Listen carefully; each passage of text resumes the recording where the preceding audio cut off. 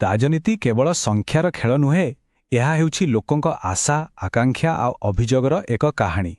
ଆଜି ଆମେ ଓଡ଼ିଶାର ବୀରମହାରାଜପୁର ନିର୍ବାଚନ ମଣ୍ଡଳୀର ଏକ ଗଭୀର ବିଶ୍ଳେଷଣ କରିବା, ଯେଉଁଠି ରାଜନୀତିର ସମୀକରଣ ସମ୍ପୂର୍ଣ୍ଣ ଓଲଟି ଯାଇଛି। ଆସନ୍ତୁ ଏହି କାହାଣୀର ଗଭୀରତାକୁ ବୁଝିବା।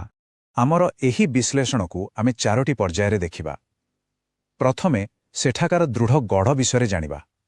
ତାପରେ ଜନମତ କେମିତି ବଦଳିଲା, ଏହାର ମୂଳ କାରଣ କ'ଣ ଥିଲା, ଆଉ ଶେଷରେ ପୁନରୁତ୍ଥାନ ପାଇଁ କ'ଣ ରାସ୍ତା ରହିଛି। ଚାଲନ୍ତୁ ଆମର ଯାତ୍ରା ବୀରମହାରାଜପୁରରୁ ଆରମ୍ଭ କରିବା।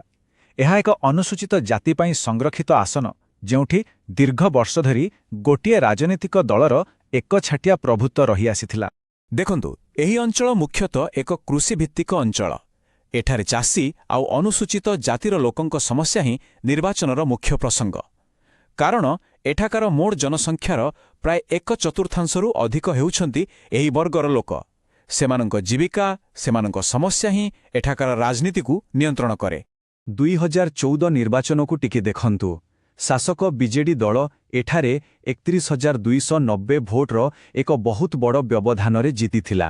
ଏହି ସଂଖ୍ୟା ଦର୍ଶାଉଛି ଯେ ଏହି ଆସନକୁ ଦିନେ କେତେ ସୁରକ୍ଷିତ ବା ଅଭେଦ୍ୟ ବୋଲି ଧରାଯାଉଥିଲା। କିନ୍ତୁ ଏହି ରାଜନୈତିକ ସ୍ଥିରତା ତଳେ ଧୀରେ ଧୀରେ ଅସନ୍ତୋଷ ବଢ଼ୁଥିଲା। ଜଳସେଚନର ଅଭାବ, ଖରାପ ରାସ୍ତାଘାଟ, ରାସନ ଯୋଗାଣରେ ସମସ୍ୟା ଆଉ ସ୍ଥାନୀୟ ନିଯୁକ୍ତିର ଅଭାବ, ଏସବୁ ଥିଲା ଲୋକଙ୍କର ଦୈନନ୍ଦିନ ସମସ୍ୟା। ଆଉ ଏହିସବୁ ଛୋଟ ଛୋଟ ଅଭିଯୋଗ ହିଁ ପରବର୍ତ୍ତୀ ସମୟରେ ଏକ ବଡ଼ ପରିବର୍ତ୍ତନର କାରଣ ପାଲଟିଗଲା। ଆଉ ତାପରେ ଆସିଲା 2024 ନିର୍ବାଚନ। ଏଥର ଭୋଟରମାନେ ବହୁତ ସଚେତନ ଥିଲେ। ସେମାନେ କେବଳ ଭୋଟ ଦେବାକୁ ନୁହେଁ, ବରଂ ନିଜର ମତକୁ ଜାହିର କରିବା ପାଇଁ ବାହାରକୁ ଆସିଥିଲେ। ଏହା ଜାଣିବା ଜରୁରୀ ଯେ ଆମ ସମ୍ବିଧାନ ପ୍ରତ୍ୟେକ ନାଗରିକଙ୍କୁ ସମ୍ମାନର ସହ ବଞ୍ଚିବାର ଅଧିକାର ଦେଇଛି, ଡିଗ୍ନିଟି, ଆଉ ନିର୍ବାଚନ ହେଉଛି ସେହି ସମ୍ମାନର ସ୍ୱରକୁ ଦାୟିତ୍ୱର ସହ ପ୍ରକାଶ କରିବାର ସବୁଠୁ ବଡ଼ ମାଧ୍ୟମ। ଇନଫର୍ମଡ୍ ପବ୍ଲିକ୍ ସ୍ପିଚ୍ ୱିଥ୍ ରେସ୍ପନ୍ସିବିଲିଟି। ଆଉ ଫଳାଫଳ ଆସିବା ପରେ ସମସ୍ତେ ଆଶ୍ଚର୍ଯ୍ୟ ହୋଇଗଲେ। ବର୍ଷ ବର୍ଷ ଧରି ବିଜେଡିର ଗଡ଼ ରହିଥିବା ଏହି ଆସନଟି ବିଜେପି ହାତକୁ ଚାଲିଗଲା, ତା ପୁଣି ଏକ ବହୁତ ବଡ଼ ଭୋଟ ବ୍ୟବଧାନରେ। ଏହି ପରିବର୍ତ୍ତନ କିନ୍ତୁ ହଠାତ୍ ହୋଇନଥିଲା। ଗତ 15 ବର୍ଷର ତଥ୍ୟକୁ ଦେଖିଲେ ଆମେ ସ୍ପଷ୍ଟ ଭାବରେ ବୁଝିପାରିବା। ଗୋଟିଏ ପଟେ ବିଜେଡିର ଭୋଟ ହାର କ୍ରମାଗତ ଭାବରେ କମି କମି ଆସୁଥିଲା, ଆଉ ଅନ୍ୟପଟେ ବିଜେପିର ସମର୍ଥନ ଧୀରେ ଧୀରେ କିନ୍ତୁ ନିରନ୍ତର ବଢ଼ି ଚାଲିଥିଲା। 2024ରେ ଏହି ଧାରା ଏକ ନିର୍ଣ୍ଣାୟକ ମୋଡ଼ ନେଲା। 82.3%। ଏହା ଥିଲା 2024ର ମତଦାନ ହାର। ଏତେ ଅଧିକ ମତଦାନ ସାଧାରଣତଃ ଏକ ସ୍ପଷ୍ଟ ସଙ୍କେତ ଦେଇଥାଏ। ଏହା ଦର୍ଶାଉଥିଲା ଯେ ଲୋକମାନେ ଏକ ବଡ଼ ପରିବର୍ତ୍ତନ ପାଇଁ ସମ୍ପୂର୍ଣ୍ଣ ଭାବେ ପ୍ରସ୍ତୁତ ଥିଲେ।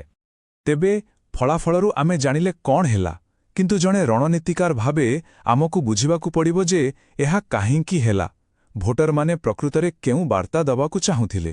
ଚାଲନ୍ତୁ ଏହାର କାରଣଗୁଡ଼ିକୁ ଗୋଟେ ଗୋଟେ କରି ବିଶ୍ଳେଷଣ କରିବା। ଏହି ବଡ଼ ପରିବର୍ତ୍ତନ ପଛରେ ମୁଖ୍ୟତଃ 3ଟି କାରଣ କାମ କରୁଥିଲା।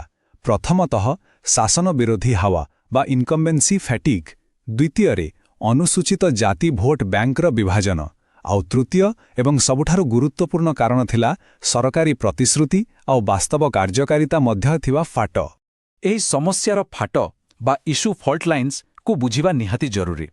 ସରକାର କାଗଜପତ୍ରରେ ବହୁ ଯୋଜନା କରିପାରନ୍ତି, କିନ୍ତୁ ସାଧାରଣ ଲୋକଙ୍କ ପାଇଁ ଗୁରୁତ୍ୱପୂର୍ଣ୍ଣ ହେଉଛି ସେହି ଯୋଜନାର ସୁଫଳ ତା ପାଖରେ ଠିକ୍ ଭାବରେ ପହଞ୍ଚୁଛି କି ନାହିଁ। ଦେଖନ୍ତୁ, ଏହି ଗୋଟିଏ ବାକ୍ୟରେ ହିଁ ସୁଶାସନର ପୂରା ସାରାଂଶ ରହିଛି। ପ୍ରତିଶ୍ରୁତିଠାରୁ ଅନୁଭୂତି ବେଶୀ ଶକ୍ତିଶାଳୀ। ଜଣେ ନାଗରିକର ବାସ୍ତବ ଅନୁଭୂତି ହିଁ ତାର ଭୋଟକୁ ନିୟନ୍ତ୍ରଣ କରେ। ତେବେ ଏଭଳି ପରିସ୍ଥିତିରେ କୌଣସି ରାଜନୈତିକ ଦଳ ପାଇଁ ଆଗକୁ ରାସ୍ତା କ'ଣ? ଲୋକଙ୍କର ହଜିଯାଇଥିବା ବିଶ୍ୱାସକୁ ପୁଣିଥରେ କେମିତି ଜିତାଯାଇପାରିବ? ଏହା ପାଇଁ ଏକ ସୁଚିନ୍ତିତ ରଣନୀତିର ଆବଶ୍ୟକତା ରହିଛି। ଆମେ ଏହାକୁ ଚତୁର୍ମୁଖ ସିଦ୍ଧାନ୍ତ ବା ଫୋର୍ ଫେସ୍ଡ ଷ୍ଟ୍ରାଟେଜି କହିପାରିବା।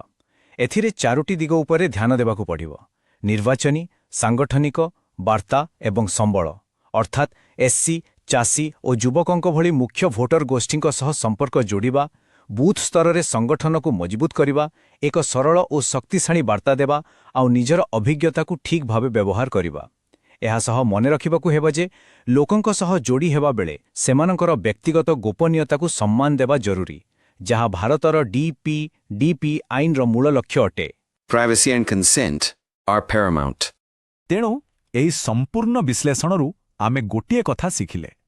ନିର୍ବାଚନରେ ହାରିବା ମାନେ ଶେଷ ନୁହେଁ। ଏହା ଏକ ଶିକ୍ଷା। ଏହା ମାଟି ସହ ପୁଣିଥରେ ଯୋଡ଼ି ହେବାର ଏକ ସୁଯୋଗ। ଲୋକଙ୍କ ସହ ବିଶ୍ୱାସର ସେହି ପବିତ୍ର ବନ୍ଧନକୁ ପୁଣି ଥରେ ଗଢ଼ି ତୋଳିବାର ଏକ ସୁଯୋଗ। ଯଦି ଆପଣ ଜଣେ ଲୋକାଭିମୁଖୀ ନେତା ହେବାକୁ ଏବଂ ଆପଣଙ୍କ ନିର୍ବାଚନ ମଣ୍ଡଳୀର ଉନ୍ନତି କରିବାକୁ ଚାହାନ୍ତି, ତେବେ blueprintstrategies.ai ସହିତ mgr@blueprintstrategies.ai ରେ ଯୋଗାଯୋଗ କରନ୍ତୁ କିମ୍ବା 08042001160 ରେ କଲ୍ କରନ୍ତୁ। ରାଜନୀତିର ଊର୍ଦ୍ଧ୍ୱରେ ଉଦ୍ଦେଶ୍ୟ